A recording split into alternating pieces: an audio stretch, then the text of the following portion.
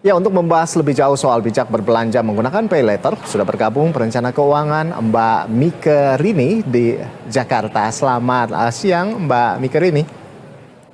Selamat siang. Iya, Mbak Mika, ini sejumlah kasus dialami sejumlah konsumen pay later begitu ya, di mana beberapa dari mereka mendapat tagihan yang melonjak dari harga yang seharusnya, hingga bentuk penagihan yang membuat konsumen sebetulnya tidak nyaman begitu ya. Tadi katanya ada debt collector dan seterusnya. Nah, bagaimana Anda menanggapi terkait dengan marak kasus pay later ini, Mbak Rini? Ya, ini berarti konsumen harus lebih bijak menggunakan dari sisi kemampuan membayarnya, karena biasanya yang jadi masalah itu adalah kalau terjadi keterlambatan pembayaran ya, sehingga sudah pasti nanti bakalan dihubungi lah gitu, dihubungi oleh si pihak penagih begitu. Nah, di sisi lain juga harus ada transparansi penegakan hukum yang juga melindungi konsumen gitu ya, sehingga jika memang konsumen sudah melaksanakan kewajibannya membayar dengan tepat waktu ya, maka proses penagihan juga harus dijalankan sesuai dengan tata aturan yang jelas gitu. Jadi jangan sampai jangan sampai melanggar privasi, jangan sampai kemudian menjadi ketidaknyamanan gitu ya. Dan memang harus ada misalnya begini, kejelasan dari ketika penagihan ini dilaksanakan. Apakah misalnya begini, ada tenggang waktu 1 atau 2 hari keterlambatan, mungkin tidak harus ditelepon berulang-ulang barangkali ya, atau 1 atau 2 hari sebelumnya mungkin sudah diberikan notifikasi sehingga siap-siap begitu. Dan kemudian juga harus ada edukasi dari si pihak penyedia pay later kepada pengguna agar memberikan panduan gitu. Jadi ada panduan bagaimana mereka dapat menggunakan pay later ini dengan bijak sehingga kedua belah pihak itu memiliki hubungan yang harmonis begitu. Ya, baik. Ya, jadi sebetulnya aman-aman aja asal jangan telat begitu ya. Ketika mulai telat bayar, disinilah sumber permasalahannya begitu ya, mulai tidak nyaman begitu. Nah, jadi sebetulnya apa saja yang perlu menjadi perhatian konsumen sebelum melakukan pembayaran dengan pay later untuk mencegah terjadi hal-hal yang tidak diinginkan tadi begitu, Mbak Mika?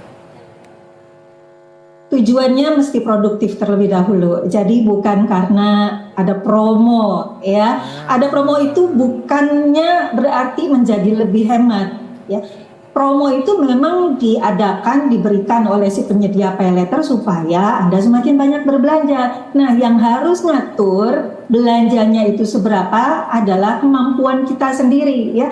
Karena yang namanya pay later ini bukannya fasilitas yang sifatnya itu kayak pembayaran biasa, tidak. Dia sebenarnya adalah hutang. Hutang yang kalau misalnya begini, Anda punya metode, Anda punya pilihan. Kalau mau lunasi sekaligus, Anda pilih 1 bulan ya. Tetapi kalau ternyata dananya tidak cukup, Anda boleh pilih 3, 6 sampai 12 bulan.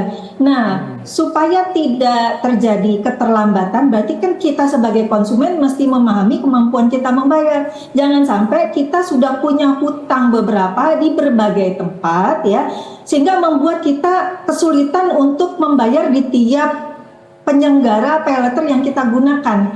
Jadi setidaknya kalau dari sisi perencana keuangan, konsumen itu selain tadi tujuannya untuk produktif juga memperhatikan kemampuan bayarnya dia.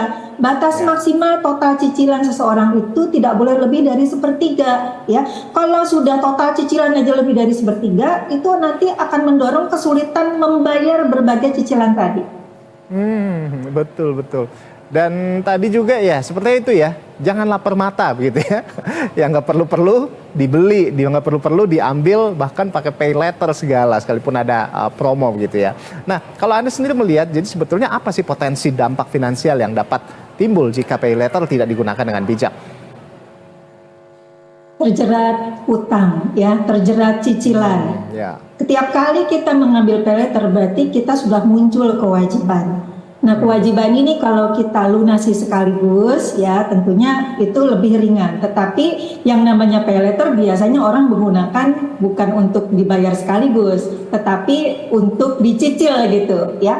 Nah, yang jadi semakin menambah berat adalah kalau kita 3, 6 sampai 12 kali gitu cicilan, berarti kita ada tambahan biaya bunga. Dan kalau terjadi keterlambatan ditambah lagi biaya penalti, itu menjadi lebih berat. Yang ini yang menimbulkan terjadinya jeratan hutang karena penggunaan pay letter yang kurang bijak. Jadi memang betul-betul kita boleh menggunakan, tapi harus sesuai dengan kemampuan kita, dan tujuan dari motivasi penggunaan pay letter ini adalah memang untuk sesuatu yang sifatnya produktif, bukan karena promo, bukan karena ikut-ikutan gaya hidup.